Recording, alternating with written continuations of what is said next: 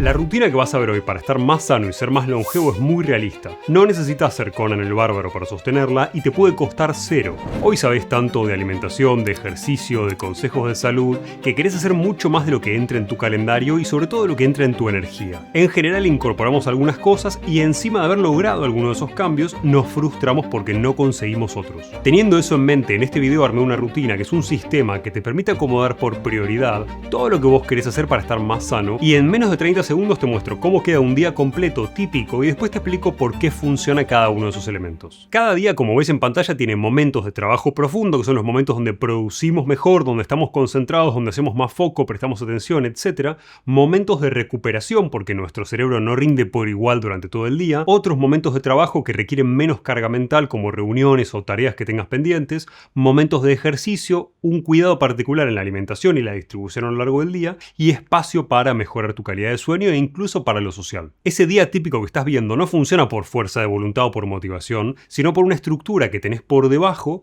que te soporta y permite sostener en el tiempo las cosas y sobre todo por entender que tu rendimiento y lo que puedas hacer o lo que no depende de tu nivel de energía. Y si estás tan mal que solamente puedes hacer 3 cosas, sin ver el resto del video, elegí 1 hora para despertarte que sea siempre estable, hace 2 sesiones de entrenamiento de fuerza por semana y o no tomes alcohol o al menos come 3 horas antes de irte a dormir. Ahora voy a ir punto por punto y bien simple como para que lo puedas aplicar mientras ves este video y para que te ayude no solamente a optimizar tu salud, sino también a optimizar tu rendimiento cognitivo. Y la ventaja es que esto le sirve a todo el mundo, no importa si sos un estudiante o si sos una persona de tercera edad, si trabajás, si tenés hijos, si tenés varios proyectos a la vez, etc. Para que todo esto te sirva tenés que entender a tu cuerpo y ciertas reglas que definen tu energía y que definen qué podés sostener y qué no. Así que empecemos con esas reglas primero para que si solamente ves esto, ya entiendas por qué a veces querés hacer cosas que no podés sostener y sobre todo cómo corregirlo. La primera regla para nuestro rendimiento, nuestra salud y todo lo demás es que tu cuerpo tiene una capacidad límite, un límite mental, un límite emocional y un límite en la capacidad física.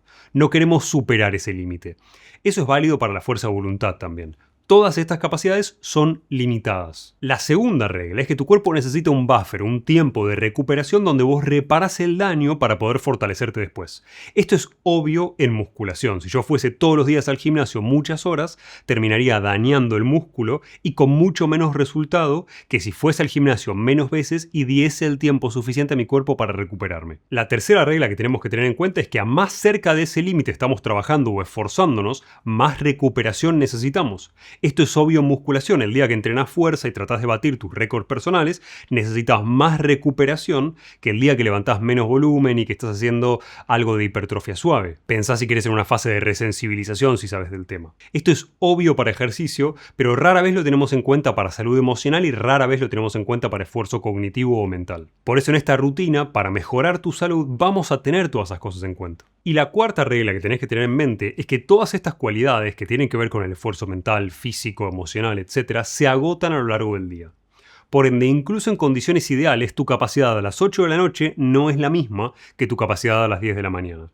Y necesitamos organizar nuestro día con eso en mente, no solamente para el trabajo, sino también para cuando vamos a tener una discusión emocionalmente difícil con una pareja, o para cuando vamos a hacer ejercicio, ya vas a entender por qué. Una vez que entendiste que hay reglas fisiológicas que determinan una rutina ideal, o usalas o quédate viendo cómo organizar tu calendario para hacerlo de una manera automática. Mucho de lo que vos querés lograr a nivel de salud, ya sea una buena alimentación, buenos hábitos, ejercicio, etc., son las cosas que a vos te mantienen capaz, que te mantienen inteligente, que te mantienen sano, que te mantienen enérgico. Son cosas que mantienen lo que llamamos reservas funcionales y no son negociables. Cuando haces estas cosas no estás perdiendo el tiempo, estás construyendo salud que te va a permitir ser todavía más capaz luego. Todas estas cosas que cuidan tu salud caen en la categoría que nosotros llamamos normalmente importante, pero no urgente.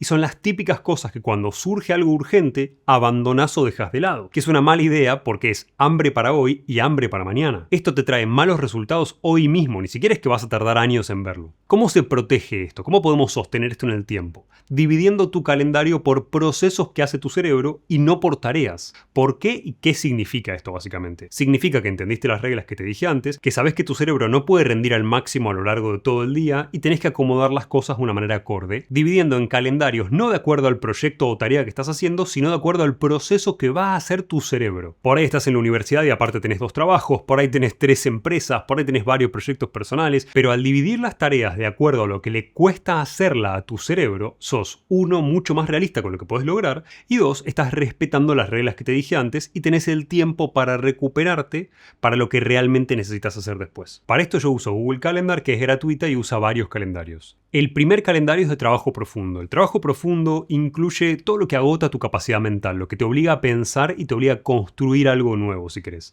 Es en el que tenés que pensar de verdad. El mío incluye crear este tipo de contenido, investigar, hacer sistemas de algoritmos para pulso, etc. Y acá es posible que me digas, mira, yo tengo varios proyectos a la vez, ¿cómo manejo esto si están todos dentro de trabajo profundo? Yo uso siglas o abreviaciones para que mi cerebro en menos de 1/10 de segundo vea a qué proyecto pertenece la tarea y si es trabajo profundo o es otro tipo de categoría. Por eso mi consejo es un calendario para trabajo profundo con un color y siglas específicas para cada tipo de proyecto. En segundo lugar tenemos a los tipos de trabajo más relacionados con las reuniones o las clases si estás todavía en la universidad. Y las reuniones tienen otro calendario porque nos drenan nuestra capacidad de atención y de energía, pero particularmente porque nos impiden avanzar. Estamos reaccionando a eso en vez de estar construyendo algo que nos hace de verdad avanzar en nuestro proyecto. Separarlo del trabajo profundo nos permite identificar si nuestro calendario tiene mucha reunión y poco trabajo, porque significa que estamos frenando nuestro resultado, que nos estamos estancando. Necesitamos el tiempo para realmente hacer lo que hacemos. Mi consejo acá es que si te lo puedes permitir, dejes tiempos fijos para las reuniones y te recomiendo que sean por la tarde, ya vas a entender por qué. En tercer lugar tenemos el calendario que tiene que ver con manejar nuestra vida, desde pagar las cuentas, hacer trámites, hasta hacer las compras, todo lo que tiene que ver con tareas que son administrativas y que van separadas porque no cuestan mucha fuerza de voluntad a nuestro cerebro, le cuesta mucho menos recursos que el trabajo profundo. Pensarlo así, si no tenés que pensar demasiado para hacerlo, es una tarea administrativa. Por ahí contestar mails para vos no requiere alta carga cognitiva, bueno, eso es una tarea administrativa y no es trabajo profundo. Esta división importa porque no todas las tareas agotan tu energía por igual y no te van a afectar en tu rendimiento a diario por igual. El cuarto calendario que te recomendaría que crees es el que incluye todo lo que es relevante para mantener tu performance en el tiempo, para longevidad, para los procesos que vos necesitas hacer y para recuperarte. Este área es no negociable. Sin este área tu performance en todas las demás áreas va a caer. Esto incluye cosas como gimnasio, terapia, tratamientos que puedas usar, etc. Todo lo que te haga a vos sostener tu rendimiento y que te haga más sano. Y el quinto calendario que te recomiendo que crees es el calendario de uso personal que incluye lo que tiene que ver con familia, amigos, eventos sociales, etc. Y que te recomiendo que lo mantengas separado del de salud para que vos entiendas si tu tiempo lo estás gastando en estar más sano o por lo menos en tener más eventos sociales y más vínculo con los demás. Ahora tu calendario respeta cómo funciona tu cerebro y los diferentes procesos que puede llegar a hacer. El siguiente paso es alinearlo con tu nivel de energía real a lo largo del día, porque la realidad es que no rendís igual a las 10 de la mañana que a las 7 de la tarde. El mejor momento para hacer trabajo profundo, estar más atento y enfocarte mejor es por la mañana, aproximadamente a las 10, 10 y media de la mañana. Si este no es tu caso y te concentras mejor a las 2 de la mañana, es porque tu ciclo circadiano es un desastre, no es porque estás hecho de esa manera. Nuestra energía fluctúa a lo largo del día y es bastante normal que después del almuerzo vos tengas menos energía. Por eso tenemos que armar nuestra rutina entendiendo esto y no fingiendo demencia y tratando de rendir lo mismo a toda hora. Y acá los trucos fáciles para tener aún más energía por la mañana y empezar con una base más fuerte son, obviamente, mejorar tu calidad de sueño todo lo posible.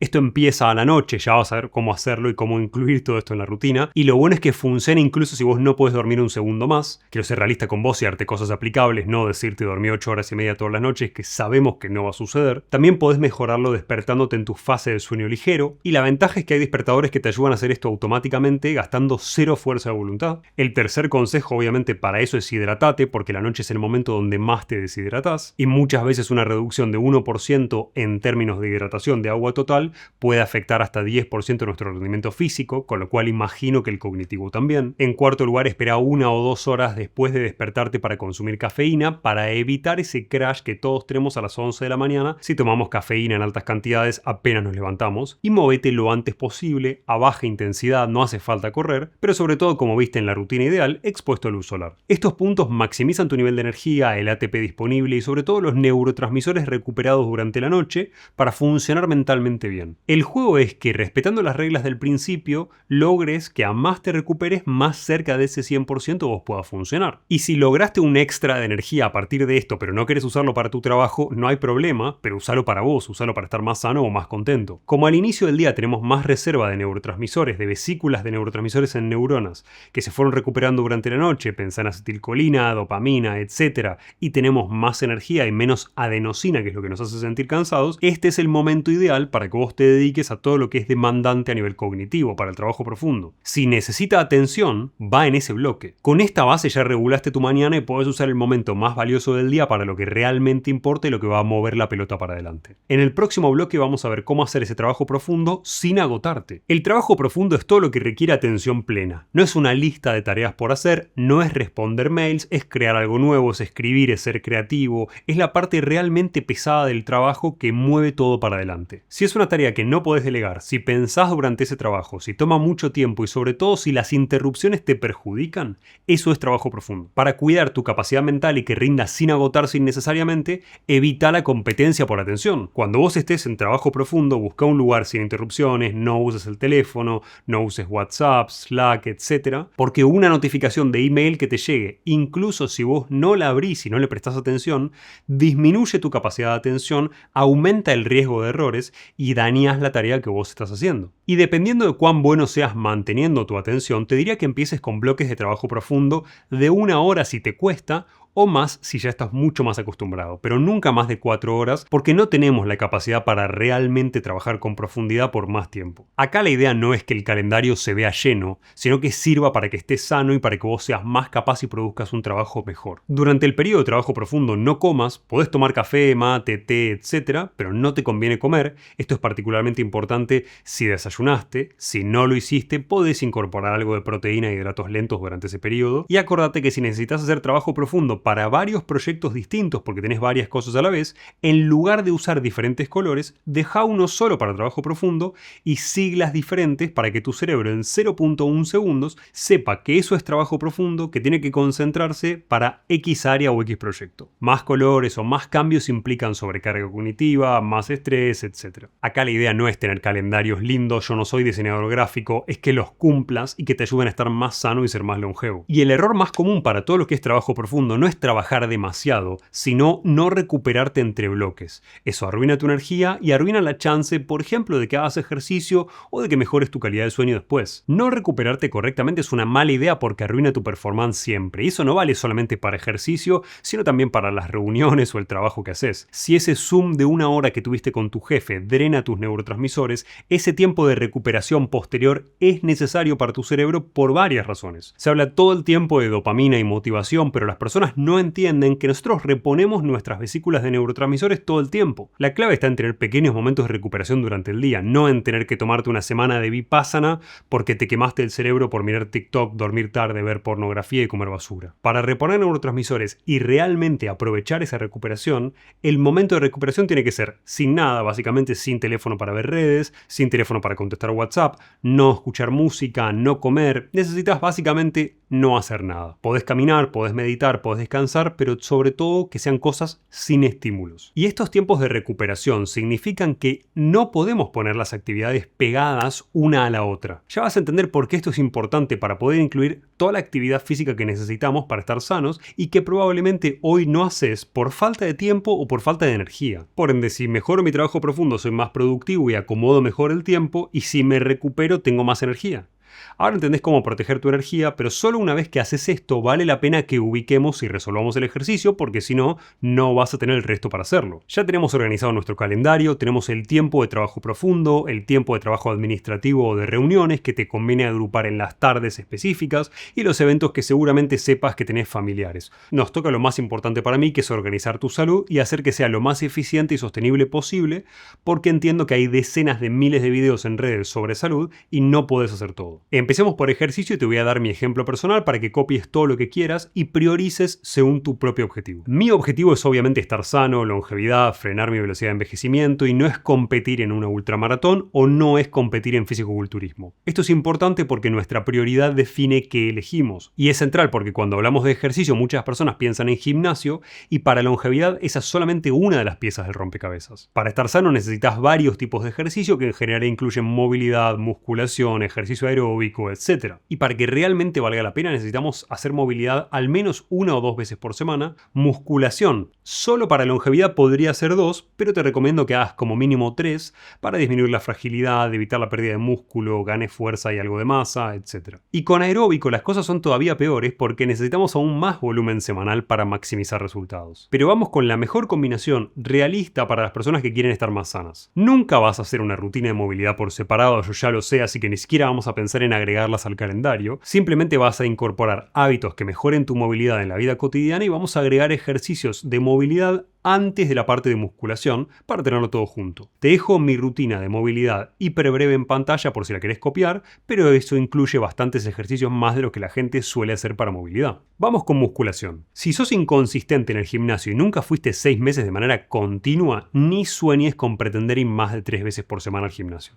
Construí el disfrute y la continuidad primero. Eso significa agendar 3 momentos en la semana en los que vos podés ir al gimnasio, y como tenemos que incluir que te cambies, moverte hacia el gimnasio, hacer los ejercicios de movilidad, el ejercicio real de musculación y algo de recuperación, es muy irreal pretender hacerlo en un bloque de menos de 2 horas. Con lo cual, incluso si haces 1 hora de ejercicio real, agenda 2. Y existe un horario ideal de musculación que es cuando sube más la fuerza y la testosterona, cerca de las 5 de la tarde, pero realmente elegí el horario que puedas sostener y que te quede cómodo y no lo cambies, que es lo más importante. Nuestro ciclo circadiano tiene cierta flexibilidad para adaptarse a esas exigencias. Si siempre vas al gimnasio a la misma hora a lo largo de los meses, tu cuerpo se va a predisponer cada vez más fisiológicamente para que haga ejercicio a esa hora. Y mi consejo es que elijas el momento en el que vos sentís que más energía tenés a lo largo del día. Y si tu pregunta, dicho esto, es no sé qué ejercicio hacer, te dejo mi rutina actual en pantalla y el momento de la semana en el que sucede. Hacer una captura de pantalla al video o sacarle una foto si querés y copiarlas, exactamente lo mismo. No es perfecto,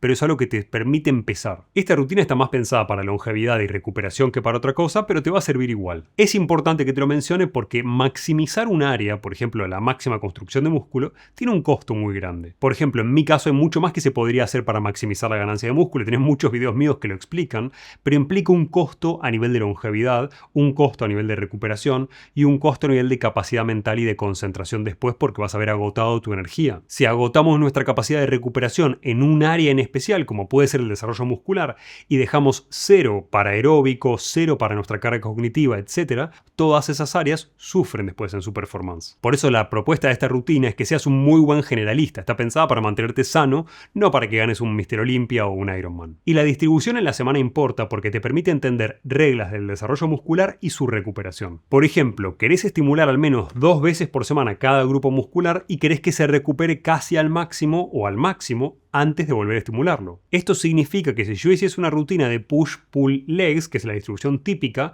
cada día entrenaría músculos diferentes y nunca llegaría a estimular o a perturbar 2 veces por semana un mismo grupo muscular. Por ende, por lo menos para este tipo de distribuciones, donde puedes ir pocas veces por semana al gimnasio, probablemente implique que te conviene hacer algo de cuerpo completo, donde se hace énfasis en una parte del cuerpo, puede ser brazos o hombros o lo que fuere, 2 veces por semana. Y siempre recordá que la fuerza te mantiene funcional, pero que si solamente haces fuerza y sos sedentario el resto del día, vas a envejecer rápido igual. Por ende, veamos qué mejorar a nivel aeróbico. La última parte del ejercicio es acomodar nuestra actividad aeróbica a lo largo del día, sobre todo porque es la que más tiempo toma, más impacto tiene en longevidad y es la que menos solemos hacer. Si pensamos en longevidad, la disminución máxima de riesgo de mortalidad se encuentra al hacer más de 20 horas de ejercicio por semana.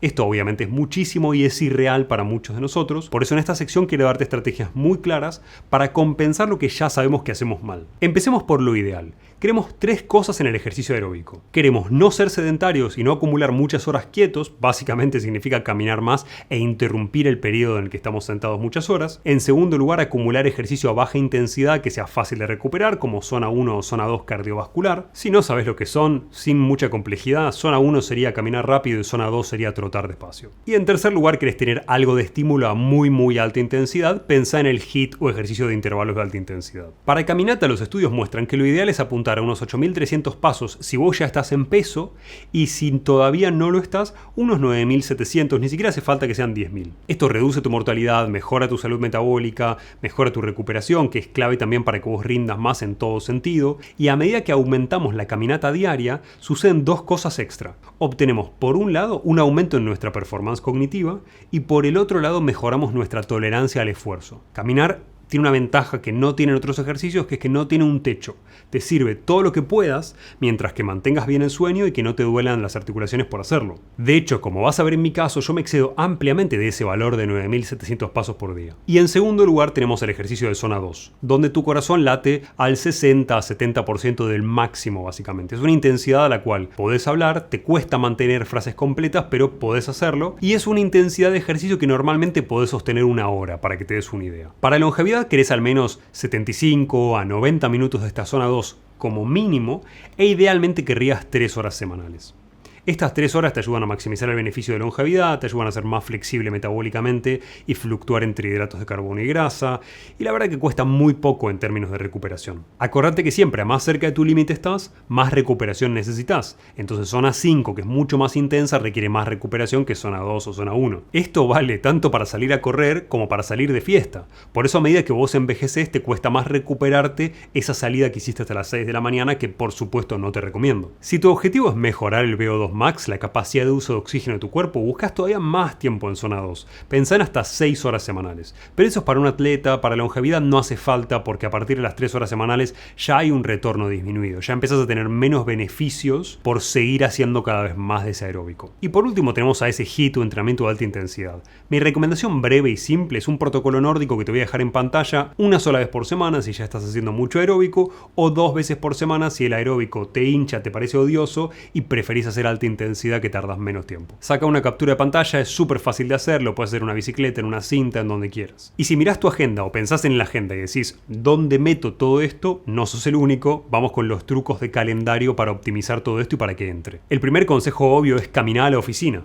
Si la distancia a la oficina o lugar de trabajo es menos de 30 a 40 minutos caminando y no es un riesgo de seguridad hacerlo, camina. Si haces esto de ida y vuelta, a los meses mejoraste tu salud mental, perdiste grasa, mejoraste tu condición aeróbica, aumentaste el NEAT, que es uno de los mejores elementos para longevidad, que es la actividad termogénica no asociada a un ejercicio puntual, y acumulaste un poco más de 6.000 pasos diarios. Esto es importante porque perdés 15 minutos de los que tardarías en otro transporte, que por ahí te tomaba la mitad del tiempo que caminando, pero ganaste media hora de ejercicio de baja intensidad de ida y de vuelta. El segundo consejo es que si el volumen de la caminata diaria aumenta, la cantidad de ejercicio de zona 2 que necesitas hacer disminuye.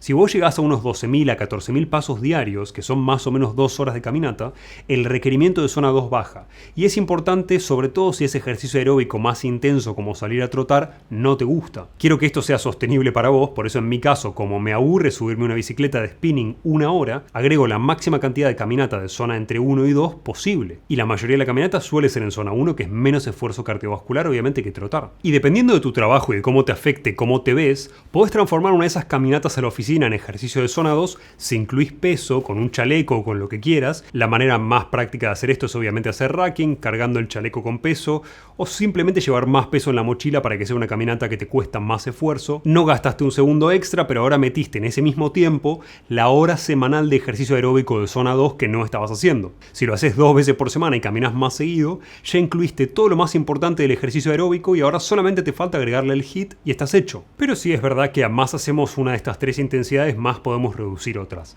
A más hacemos caminata, más podemos reducir zona 2, a más hacemos zona 2, menos caminata necesitamos, o menos HIIT necesitamos, etc. Y si querés copiar mi distribución exacta y odias el ejercicio aeróbico tanto como yo, mi consejo es la máxima caminata diaria posible. Yo suelo hacer tranquilamente unos 18.000 pasos diarios, que implican entre 2 horas y 2 horas y media caminando, dependiendo de la velocidad. Aprovecho para hacer llamadas de trabajo mientras tanto, me resuelve la mayoría del ejercicio aeróbico de la semana y particularmente me ayuda a mantener un muy buen nivel de grasa corporal. En zona 2 uso el chaleco de peso o me subo una bicicleta. Ese día, si hago zona 2, no voy al gimnasio para recuperarme bien, y una sola vez por semana hago ese protocolo nórdico en una bicicleta de spinning. Son bloques de alta intensidad de 4 minutos y 4 minutos de descanso entre cada uno de esos bloques. Esto alcanza y sobra para bajar tu velocidad de envejecimiento. A veces escuchamos sobre suplementos caros, sobre terapias genéticas y más para ralentizar el envejecimiento, pero la realidad brutal es que ejercicio, buen sueño y no comer de más representan el 80% de tus resultados para mantenerte sano y lo más longevo posible. Organiza estos bloques de ejercicio en tu calendario, sé realista, no establezcas ir 6 veces por semana al gimnasio si nunca fuiste,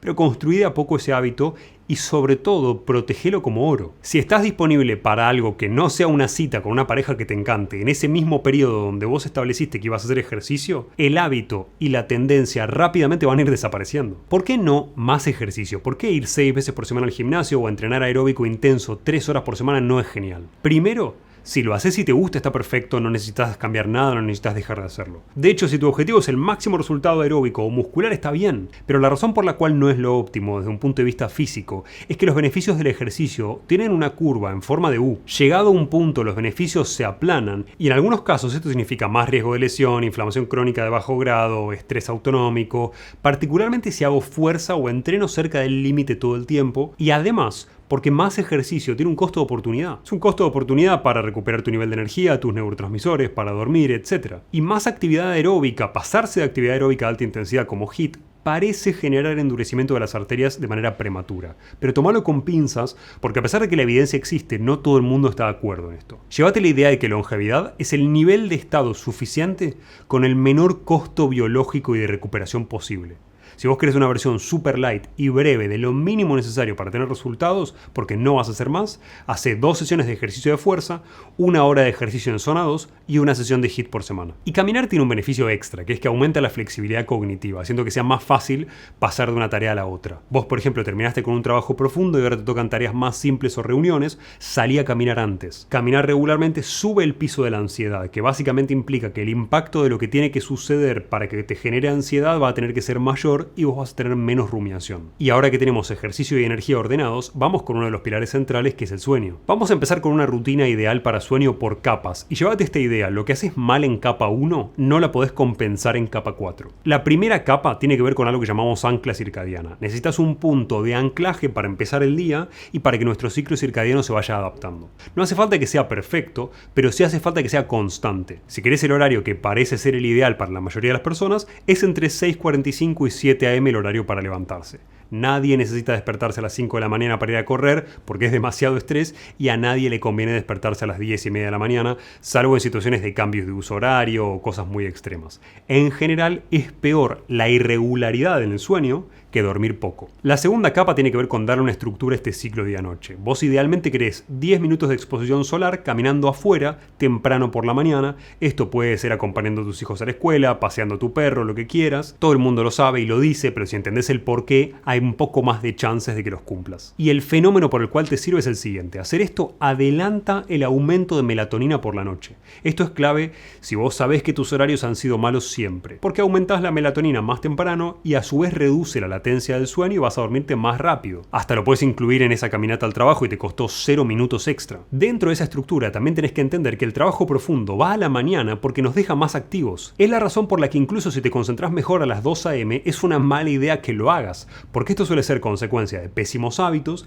y podés concentrarte igual en otro horario y dejar el teléfono en no molestar para que la gente no te perjudique tu atención. Para que tengas una referencia, el trabajo profundo sí o sí tiene que terminar antes de las 16 o 17 horas. Y esto sucede porque la carga cognitiva, el trabajo duro que vos hagas va a aumentar tu latencia del sueño porque implica más excitación a nivel cerebral. Como dirían en Argentina, quedás manija básicamente. No hagas nada que requiera un pensamiento profundo básicamente después de las 17 horas. Y algo relativamente similar vale para el horario de ejercicio ideal. No pasa nada si te excedes de las 17 porque solamente puedes ir a las 7 u 8 de la noche al gimnasio. Preferimos hacer ejercicio en un mal horario que no hacerlo, pero sabe que existe un horario ideal y sabe que hacerlo más tarde aumenta tu latencia del sueño. La tercera capa de esta regulación del sueño tiene que ver con los estímulos. Toma tu última dosis de café antes de las 14 para que tengas 9 horas sin cafeína antes de acostarte. Si vos querés café más tarde, tomalo descafeinado y recordá que hay 4 métodos de descafeinado diferentes: el cloruro de metileno, que es pésimo, el acetato de etilo, que es el que se usa con cañas de azúcar, que es aceptable, pero hay 2 que son mejores: el método del agua suiza y el método del dióxido de carbono supercrítico, que suele estar en los mejores cafés. Te digo esto porque aunque vos no lo sientas, esa cafeína aumenta tu latencia del sueño y disminuye tu sueño profundo. Y lo mismo sucede con la comida. Tu última comida debería ser por lo menos 3 horas antes de acostarte, y digo por lo menos porque en realidad esto depende de cuán grande es tu comida. Las reglas nunca están escritas en piedra. Pensalo así: si tu consumo de café es un vaso de 500 mililitros, probablemente te convenga frenar incluso antes de lo que yo te digo. Y si estás en la cena de Navidad, probablemente te convenga dejar de comer antes de esas 3 horas porque seguro comiste más de lo normal. Llévate la idea de que a más grande y más grasosa es la comida, antes debería terminar. Y por otro lado tenemos la copa de vino antes de dormir. La realidad es que el consumo de alcohol en cantidades muy moderadas ya reducen nuestra calidad de sueño un 10% aproximadamente, donde se ve menos variabilidad de la frecuencia cardíaca, que significa para vos en la práctica menos recuperación. Y con 2 dosis de alcohol, que suelen ser 14 gramos, ya podés llegar a encontrar una disminución de la variabilidad de la frecuencia cardíaca del 50%, con lo cual es mucha menos recuperación. Esto para el otro día significa más simpático, más estrés, más ansiedad, menos recuperación, peor estado de ánimo. Y obviamente, como sucedió todo eso en tu día, ¿qué haces al día siguiente cuando termina el día? Te tomás otra copa de vino u otra cerveza para relajar eso que no pudiste recuperar durante el sueño. Y recién la cuarta capa es la rutina nocturna. Acá van los consejos que seguro vos ya conocés. Te aclaro que son capa 4 porque no compensan un horario inconsistente de sueño, y encontrás la reducción de las luces cuando se acerca la hora del sueño, la modificación de los Kelvin para tener una luz más cálida. Pensá que la luz blanca más fría te sirve para que vos te concentres mejor, mientras que la luz cálida es mejor para tu apariencia. Por eso una peluquería usa luz cálida y una oficina usa luz blanca más fea. En esta sección incluimos baño caliente, oscuridad, frío, silencio, o si no podés tener silencio, unas máquinas o algo que haga ruido blanco, procesos que relajen tu sistema nervioso, como puede ser sexo más suave, meditación, lectura, etc. Y si bien hablamos de rutina y calendario antes, uno no agenda estas rutinas, las incorpora a medida que las sostiene en el tiempo. No llenes tu calendario de rutinas de la mañana o de la noche, porque si no el día que no las cumpliste van a generar ansiedad y no tiene sentido. Pero sabe que si esta base de sueño está mal, nada de lo que vos vayas a hacer después compensa, así que ahora veamos cómo arruinamos el sueño sin darnos cuenta. La realidad es que lo que no se mide no mejora, y eso vale para ejercicio, vale para alimentación más que nunca y vale para sueño. Pero yo te prometí que esto te iba a costar 0, con lo cual para eso me tomé el trabajo de hacer ingeniería inversa de los algoritmos de puntaje de los productos que miden calidad de sueño, para que a pesar de que no los midas, sepas cuáles son las variables que determinan esos puntajes, por qué son importantes y cómo modificarlas para que vos puedas tener el mejor puntaje de sueño, aunque no lo estés midiendo con nada. Básicamente vamos a actuar como si esos aparatos estuviesen diciéndote que X variable está mal. Y te lo cuento por variable. Lo que importa del sueño, tanto para vos como para estos aparatos, es sueño total, eficiencia y descanso, la arquitectura, que básicamente es cuánto sueño ligero tuviste, cuánto sueño REM y cuánto sueño profundo, que son diferentes niveles de actividad cerebral, si querés. Y probablemente me digas, Seba, si yo no tengo ninguno de estos aparatos no lo puedo medir. Falso. Hoy muchos teléfonos lo pueden medir de manera aproximada si están cerca tuyo, con lo cual una versión básica puedes tener siempre, pero como dormir con el teléfono cerca es una pésima idea en todo sentido, te voy a dejar los consejos que mejoran esa arquitectura del sueño, incluso sin medirla. Y también importan, obviamente, la latencia, que es cuánto tiempo tardamos en quedarnos dormidos, y el timing o regularidad, cuán consistentes somos y a qué hora del día nos vamos a dormir. En la práctica, buenos valores en este tipo de aparatos significa que dormiste lo que te piden estos algoritmos, que no son las 8 horas genéricas que todo el mundo escucha. Esto es relevante porque a más estrés o más daño vos tuviste durante el día o durante las últimas semanas, más descanso necesitas después para recuperarlo. Por eso alguien que sale de una cirugía necesita más horas de sueño que alguien que no tiene una operación reciente. Ahora ya sabemos qué mediciones son relevantes, veamos cómo llevarlas a 100, aunque no midas nada, y si lo medís, obviamente aplica estos pasos para mejorar tu score. Y para eso voy por orden de importancia. Primero elegí un horario para despertarte y dejarlo lo más fijo posible, idealmente que se mueva menos de media hora, supongamos 7 de la mañana o 7 y media, que está cerca del horario ideal estándar. Elegí el horario para acostarte y dejarlo lo más fijo posible, tratando de que fluctúe menos de 45 minutos. Ahí a su vez buscas un horario que te dé al menos 8 horas y media de sueño total. De sueño total me refiero a tiempo que estás dormido, no tiempo que estuviste acostado en la cama. Con lo cual en este ejemplo hablamos de acostarte por lo menos a las 11 de la noche. No pasa nada si no podés, yo solo te menciono lo ideal para que vos llegues a esos 100 puntos, a ese sueño ideal. No te estreses si no es tu caso, la vida ya es lo suficientemente difícil como para agregarle estrés por métricas imaginarias. Y mi consejo para lograr consistencia en ir a la cama es automatizar cosas que te sirven como disparadores de hábitos. Yo uso luces que se controlan desde el teléfono y que pueden programarse como para que se vayan apagando de manera progresiva desde las 9 hasta las 11. Cosa que vayan disparando automáticamente en mi cerebro el hábito de irme a la cama y el hábito de generar ese aumento de melatonina por la oscuridad. No hacen falta, podés gastar costo cero apagando las luces. Por otro lado, es necesario que duermas lo suficiente, por eso muchas veces buscamos más de 8 horas. La idea con esto es no acumular deuda de sueño y tener la suficiente cantidad de sueño REM, que como sucede en la segunda mitad de la noche, es muy dependiente de si pudiste dormir lo suficiente. Por ejemplo, si yo tenía guardia un sábado cuando todavía trabajaba en clínica y dormía 5 horas y media, es obvio que no iba a tener la cantidad suficiente de REM porque suele aparecer en la segunda mitad de la noche y mi segunda mitad de la noche duró 1 hora y media en vez de 4 horas. Pero si dormís lo suficiente, el sueño REM aparece solo. Luego tenemos al descanso y la eficiencia en realidad en la cama. Esto es lo que separa un score de 85 de un score de 95 cuando medimos calidad de sueño. De nuevo, no necesitas medir nada de esto, solamente entender la idea. Estos parámetros miden si te despertaste durante la noche, qué porcentaje del tiempo que estuviste acostado realmente estabas dormido y si te moviste durante la noche. Y la manera de cambiarlo es extremadamente simple. Con frío te moves menos.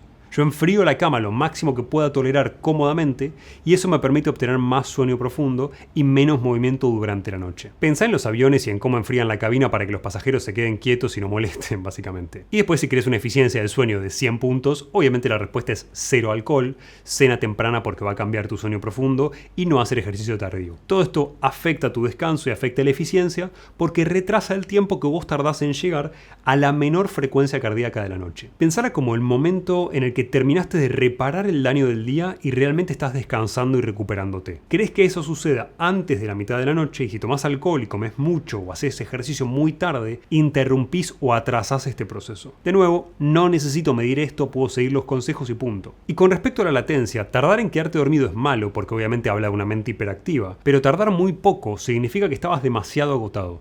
Con lo cual, tardar 20 minutos en dormirte no es bueno. Obviamente tardar una hora es mucho peor, pero dormirte en 2 minutos también es malo porque implica que estabas demasiado agotado. Por eso la solución o estrategia para esto es dejar el trabajo profundo para la mañana, no se te ocurre abrir los mails o chat de trabajo cerca de la hora de acostarte y no discutas con tu pareja por la tarde-noche, porque la realidad para todo esto es que tenés menos energía y menos tolerancia. Para mejorar esto sirve la rutina de la noche, el oscurecimiento progresivo de la luz de la casa, el frío, el baño caliente, etc. Si cumplís todos estos parámetros de manera consistente, el score de 95 a 100 en la banda famosa o el anillo famoso se vuelven muy frecuentes. Y si no tenés nada de eso, no importa porque lo relevante es que logres esa calidad del sueño, no que lo midas. Y hay suplementos para mejorar el sueño, pero no los necesitas. Si haces esto, podés lograr un sueño perfecto sin nada. Y si vos no podés conciliar el sueño sin ayuda farmacológica, ya el problema es otro muy diferente. Y uno de los elementos más asociados al sueño que tampoco necesitas y que de hecho no sirve, son los anteojos de bloqueo de luz azul. Estos anteojos funcionan bloqueando la luz azul de monitores, de teléfonos, de televisión, etc. Esa luz disminuye la producción de melatonina, pero toda luz disminuye realmente esa producción. Por filtrar la luz azul y dejar pasar la luz más cálida, no vas a evitar el perjuicio de exponerte a una luz LED a las 10 de la noche. Y a las 12 del mediodía sí deberías estar expuesto al espectro de luz azul, que es algo que normalmente ves en el cielo. Es algo positivo a nivel circadiano. Lo que deberías hacer, obviamente, es no usar pantallas a esas horas de la noche. Esto trae otro problema actual, que es que estamos acostumbrados a no aburrirnos y a nunca estar sin hacer nada. Por eso un guión de Netflix hoy explica varias veces lo que está pasando porque asume que vos estás con tu teléfono móvil en mano mientras estás viendo esa serie o esa película. El aburrimiento ayuda a reducir el estímulo a nivel cerebral y es parte de preparar al cerebro para dormirte. Por eso con tanto estímulo externo muchas veces es difícil escuchar el interno e ir reduciendo el nivel de actividad cerebral. Si haces todo esto para dormir, no vas a necesitar ni suplementos ni nada extra. Ya mejoramos sueño, organizamos calendario según tu energía, ajustamos ejercicio aeróbico muscular de manera semanal optimizando para longevidad y bienestar, y ahora veamos rendimiento cognitivo, cómo potenciarlo. ¿Cómo mejoramos nuestro rendimiento cognitivo cuando queremos hacer este trabajo profundo, este trabajo más productivo? ¿Qué suplemento o sustancia podemos usar que nos sirva para longevidad y rendimiento a la vez? Y la respuesta en esto es muy simple. Es cafeína por un lado y creatina por el otro. El rendimiento cognitivo, de la misma manera que la estructura de tu día, depende de tus niveles de energía. Por eso sustancias que aumenten la energía disponible a nivel neuronal son claves para aumentar nuestra performance cognitiva, al menos de manera temporal, para cuando estamos haciendo el trabajo profundo. Y si bien hay muchos más nootrópicos, que te dejo en un video en la descripción, no todos están estudiados durante décadas y son seguros, y no todos tienen la flexibilidad de la creatina y de la cafeína para integrarse en nuestra vida cotidiana sin efectos negativos importantes. ¿Cómo las usamos? Muy simple. Estas dos sustancias aumentan nuestro nivel de energía en el cuerpo, que es algo obvio, de hecho es la razón por la cual estas dos sustancias se hicieron famosas, y por eso se usan antes de ir al gimnasio, por ejemplo en pre-workouts, pero también aumentan nuestro nivel de energía en cerebro o en neuronas específicamente. En realidad la cafeína no aumenta tu nivel de energía, sino que oculta cuán cansado estás y está impidiendo que detectes la adenosina que circula por cerebro, pero en términos prácticos parece que aumentase tu energía. Por ende, la usamos en los momentos en los que queremos más energía, pero con un principio básico en mente que va a evitar el error más común de uso de la cafeína. No podemos usar estas sustancias para pelear contracorriente con nuestras tendencias fisiológicas. No me tomo cafeína y creatina a las 3 p.m. para evitar la bajada de energía que tengo a esa hora. Esta es una mala idea porque que implica usar altas dosis que no van a terminar de solucionar el problema y que van a arruinar tu ciclo circadiano agravando la situación mañana. Lo que hago es seguir las reglas de ambas. ¿Cómo usamos la cafeína? La cafeína se usa unos 30 a 45 minutos antes de empezar ese bloque de trabajo profundo. Es mejor usar una dosis más baja de manera sostenida que usar una dosis alta de repente. Esto quiere decir que es mucho más conveniente desde tu capacidad cognitiva que tomes el café o el mate de a poco durante las horas de trabajo profundo y no que completes toda la toma antes de empezar. Esto es más saludable para tu cortisol, donde si tomas mucha cafeína lo ayudas a elevarse básicamente. Es más saludable para tu ciclo día-noche, pero por otro lado mantiene constante esa reducción de adenosina en cerebro y evita el crash post-cafeína, que es el típico que todos alguna vez sentimos un par de horas después de haberla tomado. Y si tomas expresos y vas a tomar varios, separalos en el tiempo. O si tomas un vaso de 500 mililitros de Starbucks, manténlo caliente para tomarlo a lo largo de 2 horas, o andás cebando mate de manera progresiva con una frecuencia estándar para que lleguen cantidades estables de cafeína al cerebro. ¿Y cómo usamos la creatina a nivel de nootrópico para este trabajo profundo? La creatina últimamente desarrolló muchos mitos como nootrópico. Vas a ver contenido donde la gente habla de consumir el cuádruple de la dosis habitual de creatina, en este caso 20 gramos.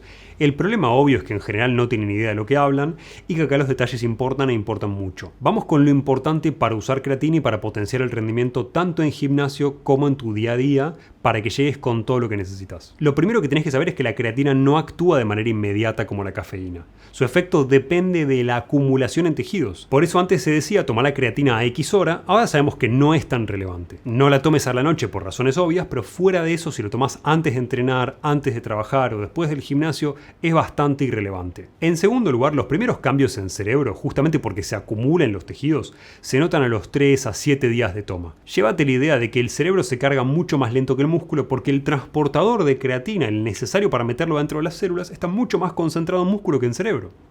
Además, en cerebro tenés la barrera hematoencefálica que separa sangre de tus neuronas. Esa es la razón por la cual tomarte 20 gramos un día como nootrópico no tiene sentido. Y el tercer punto que tenés que saber es que la creatina sola, sin nada, a veces molesta a nivel digestivo. Por eso te recomiendo que la uses con las comidas porque evitas la molestia y la verdad es que no afecta mucho a la absorción. Y lo que podés esperar es que a las 2 semanas de tomar creatina veas cambios en la fatiga mental, en la memoria de trabajo y en la velocidad de procesamiento de la información.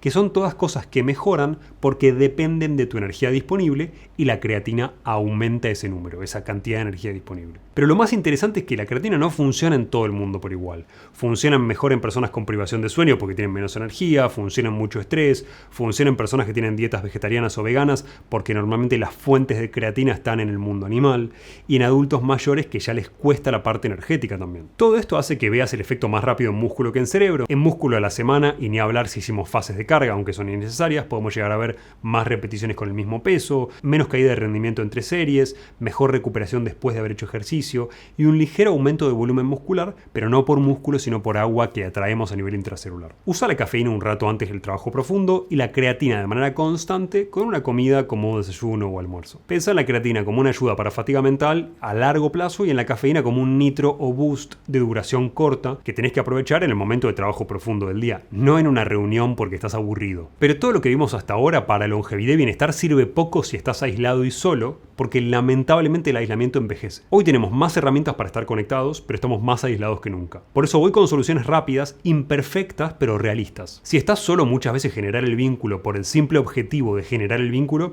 es extraño y es difícil de sostener.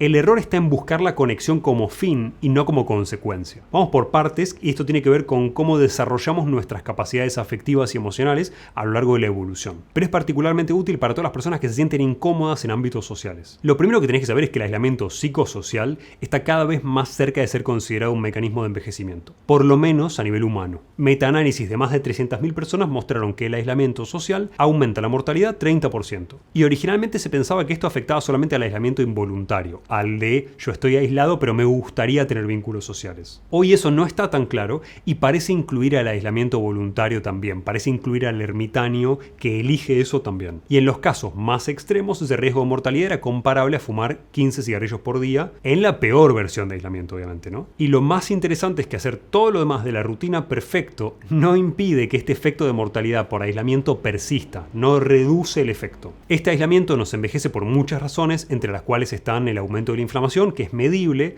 Alguien aislado y solo tiene más interleuquina 6, más TNF-alfa, más proteína C reactiva, todos marcadores a nivel inflamatorio. Y empeora algo que es muy interesante, que a nivel genético llamamos CTRA, que es la respuesta transcripcional a la adversidad. Es cómo nuestros genes responden cuando las cosas se ponen difíciles. Sí, eso existe y funciona peor si vos estás solo que si estás acompañado. Todo esto lleva más inflammaging, más senescencia celular, más desregulación neuroendocrina, más picos de cortisol, etc. Llévate la idea de que el aislamiento psicosocial ya no es más un estado psicológico, sino es un estado biológico medible que nos hace envejecer más rápido, estar más tristes y enfermarnos más, básicamente. Y obviamente te mencioné hasta ahora el daño, pero no la solución. Para ahorrarte tiempo, te cuento que no funciona el forzar la interacción social y mucho menos forzar la extroversión. Esas no son las soluciones. Funcionan los eventos o situaciones donde la interacción social es una consecuencia de la actividad y no el fin per se. Cuando hacemos esto, nuestro cerebro está pensando en el fin, no importa cuál sea, no importa si es un taller de botánica, y la interacción sucede sola, sin esa connotación de estrés que asociamos naturalmente al ámbito social. Para esto la evidencia es clara, funcionan actividades con tareas donde la socialización no es explícita, pensar en un taller de carpintería o botánica, en un club de lectura, etc. Este tipo de eventos tienen baja fricción y alta sustentabilidad, son fáciles de sostener y son difíciles de entrar, básicamente. Y uno de los estudios más famosos sobre el tema muestra que un grupo de hombres en terapia funcionaban relativamente mal, pero que en un taller de mecánica u otra actividad naturalmente llevaba esa actividad manual a que mientras los hombres hacían su actividad hablasen de sus problemas, algo que no hacían en el grupo de terapia. El segundo elemento es el ejercicio grupal, algo donde la socialización no es explícita, la fricción es baja y la sustentabilidad es media porque requiere que hagas ejercicio, pensá si querés en los grupos de correr, etc. Y el tercer elemento a nivel social que funciona muy bien son los voluntariados, que funcionan como talleres pero cuestan 0 pesos y llevan a más socialización porque no solamente tenés el fin de la tarea, sino que tenés el propósito agregado también por ese voluntariado que estás haciendo. Con lo cual el impacto en estado de ánimo es todavía mayor y el efecto a nivel de socialización, porque estás unido ahora a nivel de pertenencia por ese propósito con otras personas, es mayor. Todas estas son soluciones simples para quien no tiene desarrollado su círculo social y sabe que lo necesita para estar más sano. Después tenemos otros elementos como perros, no solamente por la presencia, sino por la interacción que producen con el resto y obviamente también terapias grupales. Pero ambos implican más fricción. Estos son todos trucos para que socialices fácil. Si no socializas y querés estar más sano y ser longevo, simplemente elegí una de estas, agregala a tu agenda donde vos puedas cómodamente sostenerla y empezá. Y ahora, para unir todo lo demás sin volverte loco, vamos con la alimentación. En una rutina para ser más longevo y hacer las cosas bien a nivel de salud, pocas cosas importan más que una buena alimentación. Pero también es central ser realista y proponerte algo que vos puedas sostener a nivel de salud. Vamos con lo ultra sencillo y lo más resumido posible, con las reglas básicas de alimentación que vos necesitas sostener para que la rutina sea fácil, pero que te ayude a ser longevo, y vamos por orden. La primera de esas reglas es que el timing o el momento de la primera comida y la última comida es una de las cosas que más importa. Acá estamos hablando de crononutrición y de ayuno intermitente a la vez. Te dejo videos de ambos en la descripción para no entrar en detalle en cada uno, pero en pocas palabras necesitamos que nuestro horario de comidas esté alineado con lo que nuestro cuerpo puede básicamente manejar. De día digerís mejor que de noche, eso tiene su justificación epigenética, y darle una cantidad de horas sin comida a tu cuerpo es central. No hace falta que hagas mucho ayuno, con más de 12 horas diarias de ventana en la que no comes es más que suficiente para mejorar algunos aspectos básicos de tu metabolismo, y la mayoría de las contras del ayuno empiezan a aparecer a las 16 horas de manera muy progresiva. Mientras más horas de ayuno hagas, más se van a notar esas contras. Con lo cual la enorme mayoría de las personas puede hacer entre 12 y 16 horas de ayuno sin ningún tipo de problema. El segundo punto es que si vas a cuidar la calidad de las comidas y por razones realistas no puedes hacerlo en todas, cuides la comida principal, que si podés, debería ser el almuerzo. El tercer elemento, que es algo que no suele suceder, es que priorices la regularidad, el horario en el que vos estás comiendo. Por eso te lo agrego en el calendario. La regularidad es más importante que la perfección de tu dieta. Porque es realista, es mucho más fácil ser regular primero y luego de la regularidad estabilizarnos a nivel de rutinas, si querés, estabilizar nuestro nivel de energía y durante el día poder tomar mejores decisiones a nivel de alimentación. Y lo más importante para regular tu comida a lo largo del día es la cantidad total, la cantidad de fibra, la cantidad de proteína y ya después el momento de los hidratos y las grasas en donde vas a comerlos. Dicho esto, es obvio que estas reglas para vos quizás son abstractas, entonces la pregunta va a ser cómo se ve en la práctica en un día esto. Significa básicamente un desayuno liviano, con más proteína que carbohidratos y de bajo impacto glucémico. Pensá en huevos revueltos o si comes lácteos en un yogur de cabra descremado con algo de frutos rojos que ya son de bajo índice glucémico per se, con semillas de lino o de chía y nueces para reducir la inflamación. alimentación. La premisa es que el desayuno no genere ni sueño ni un pico de azúcar en sangre después. Y pensá en alimentación como si cada cosa tuviese que tener su función y pelear por su lugar. La proteína alta temprano te va a brindar saciedad y te ayuda a la composición corporal, y los aminoácidos te van a ayudar a mantener el foco en esos momentos de trabajo profundo. En el almuerzo mi recomendación es la siguiente: proteína de alta calidad,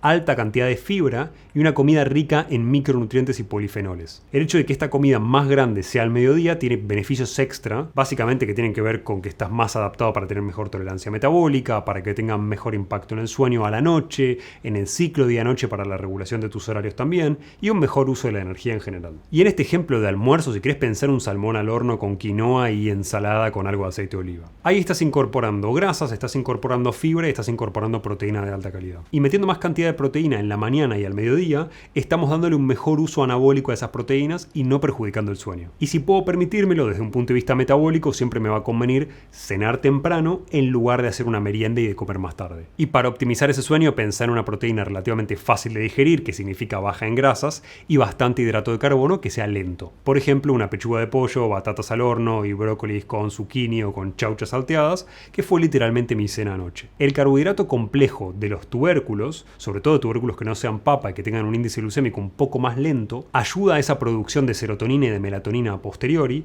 y tiene una baja carga inflamatoria. Es relativamente rápido de digerir además, y el resto de la fibra y la proteína de la cena hace que esa carga glucémica del tubérculo haga que no suba tan rápido la glucosa. Ya tenés tu rutina completa para ayudarte a ser más longevo, tener más energía y rendir más en la vida en general. En unos meses vas a tener disponible toda la rutina desglosada por áreas en mi página web para que puedas aplicarla y para que puedas ver en detalle lo que quieras, como rutinas específicas de longevidad para boca, para cardiovascular, etc. y obviamente gratuitas. Y si sentís que todo esto es mucho, quédate que te dejo el producto más simple y mínimo viable para que empieces hoy. El objetivo de esta versión mínima para rutina de salud es que bajes la ansiedad, que evites esa parálisis por exceso de información y puedas transformar esto en una acción real. Y si querés saber qué puedes hacer hoy sin cambiar tu vida y sin demasiada fricción, hagamos lo siguiente: elegí un horario fijo para despertarte, identifica un posible bloque de trabajo profundo en la semana y ya definilo, y determina un horario realista de ejercicio, de un solo día por semana, ni siquiera de los 3. Y si está dentro de tus posibilidades, cena 3 horas antes de dormir o lo más lejos posible del sueño. Y si querés agregar la frutilla del postre a todo esto, salí a caminar, aunque sea 15 o 20 minutos, en algún momento de descanso, de recuperación entre procesos del día. Con todo esto no buscas mejorar todo y hacer perfecta tu rutina, buscas crear anclas que te permitan a futuro ir mejorando esos hábitos. Después de esto, en las próximas 2 semanas, prestar atención a qué hábitos se consolidan primero. Trata de mantener la regularidad del horario del despertarte, de sostener 2 o 3 sesiones de ejercicio por semana, no más, y de aumentar la cantidad de caminata diaria a media hora. Sin obsesión. Y si podés, empezá a proteger estos bloques de descanso entre el trabajo profundo, los mails, etc. Es importante que los cuides y que existan esos tiempos de recuperación. La idea que te tenés que llevar de esas 2 semanas es que la regularidad viene mucho antes de optimizar todo y de perfeccionarlo. Y si podés, prestale atención a qué cambios empezaron a notarse de verdad en los próximos 3 meses. A ver si notás mejores niveles de energía, más tolerancia al estrés, menos fricción para ir a entrenar o ir al gimnasio, un sueño que es más predecible y que vos sabés que a las 11 de la noche te agarra, decisiones alimentarias más fáciles o mejor toma de decisiones en general en la alimentación, y obviamente si notas esa capacidad cognitiva más sostenida cuando estás en los bloques de trabajo profundo. El juego para esos 3 meses, para esos 90 días, no es que necesitas motivación, sino que logres mantener ese sistema. Y mis consejos, habiendo cometido estos errores, es: no trates de cambiar todo al mismo tiempo, no persigas una rutina perfecta, no te castigues por días malos, que yo ya lo hice y no funciona, y no midas todo desde el día 1. Porque al final de la historia esto no es un desafío de 30 días, es un sistema para que vos vivas mejor y puedas aplicar todas las cosas que vos necesitas para ser más productivo, más sano, estar más contento, etc. Y cuando empieces a notar todos estos beneficios, sabés que el sistema está funcionando. Pensá que uno de los primeros marcadores de longevidad tiene que ver con mantener los niveles de energía estables. Aplica todo lo que puedas y acordate siempre que estar sano y ser longevo no es hacer más hoy, es hacer lo justo, lo recuperable, de manera sostenida en el tiempo. Espero que te sirva.